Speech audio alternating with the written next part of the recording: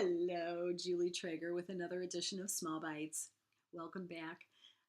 Last week we talked about dumping sugar out of your diet, and I really hope that I gave you some very compelling reasons as to why you should do that, because it really is probably the number one health recommendation that I can make.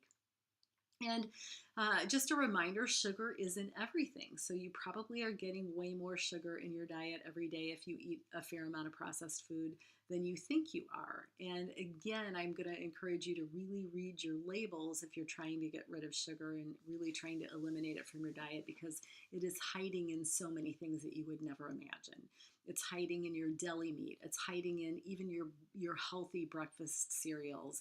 It's hiding in barbecue sauce, ketchup, spaghetti sauce, salad dressing. So if you're getting this Small Bites in an email, I've attached a list of the 60 names for sugar that you can find on an ingredient label, and that should help you. So, and when I'm talking about giving up sugar, again, bad news, I'm talking about those artificial sweeteners as well. We talked last week about the fact that those can pose even bigger health risks to you than sugar or derivatives of sugar. And then, because sugar hits those endorphins in your brain and it interacts with the pleasure center of your brain, it really is considered an addiction. So it can be hard to give up. I'm going to give you some really specific strategies to sort of help support your body through that process, because you can really expect to experience some withdrawal symptoms and some heightened cravings when you're trying to give it up. So one of the best strategies I can give you for that period of time when you're really trying to get rid of sugar from your diet is to drink a lot of water. Most Americans are walking around dehydrated, and when you're dehydrated, you can have cravings for all kinds of things. So drink a quart to 2 quarts of water a day, and that should help significantly. And in order to kick that recommendation up a notch, drink lemon water. Lemons alkalinize your system, so that really decreases cravings for particularly sweet things. Eat breakfast is another major recommendation, and most breakfast foods have a lot of sugar in them, so it does matter very much what you're eating. And I would highly recommend, not just for breakfast but for all meals, eating a protein and or a fat with your meal. So for breakfast, one of the best things you can eat is eggs. They're high protein. They really satisfy you for a long period of time, and they don't contain any sugar, obviously, so they're really going to help you cut down on the types of foods that you eat for breakfast that are high in sugar. And eat every 3 to 4 hours. Keep your blood sugar up. The idea really is to eat a mainly low glycemic diet and to keep your blood sugar nice and steady, because when it dips, the first thing you're going to go looking for is something with sugar. And in replacing those sweet drinks, I would recommend a little green tea or even regular tea with sweetened with a little bit of stevia or with nothing. I mean, I would really try to get used to drinking drinks with no sweetener at all.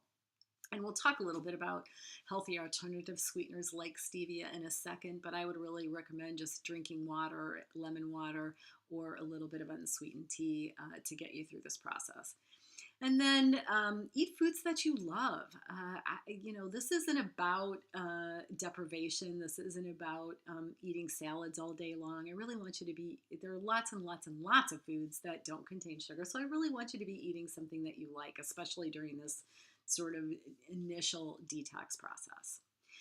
There are some healthy alternatives to sugar. Stevia is really the best, and it's one that almost everybody recommends.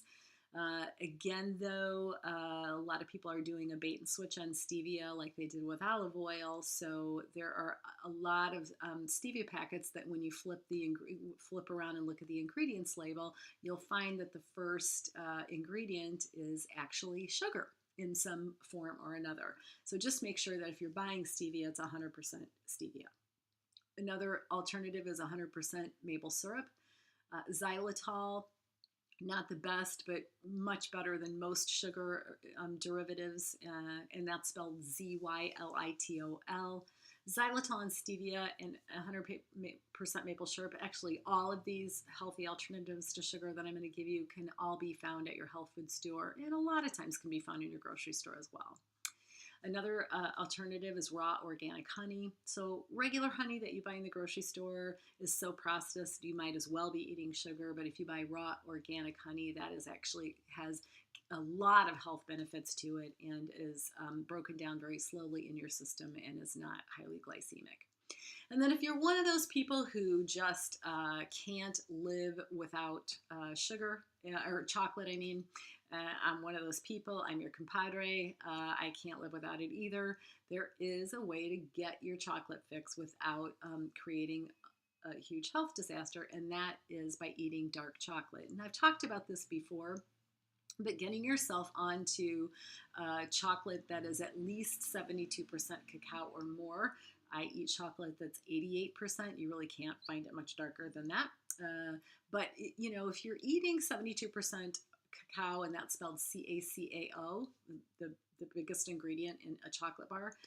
If you're eating really good chocolate and it's 72% or higher, it's very, very low glycemic and very low in sugar.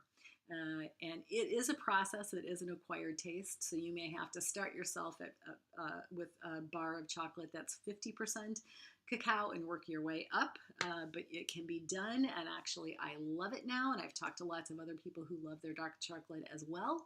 So it's definitely something that's doable. So I hope these strategies help. I hope these healthy alternatives to sugar help you.